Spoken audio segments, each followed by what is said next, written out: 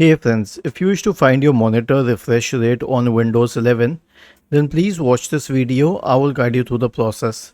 Now it's not very difficult. Here's what you have to do. First of all, right click on the start button and select settings from the menu. Then go to the system tab on the list on the left hand side. Select display in the right pane. Okay. And then scroll down and select advanced display.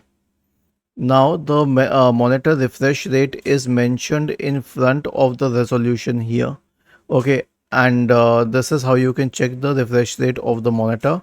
Also, it has a variable refresh rate.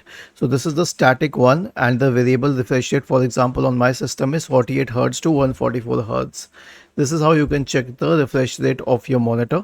And if you wish to change the display, if you have multiple displays, then you can change it using the setting here. Now I just have one display. If you have multiple, then you can check it for multiple monitors, which can be different. Was this helpful? If yes, then please subscribe to the channel.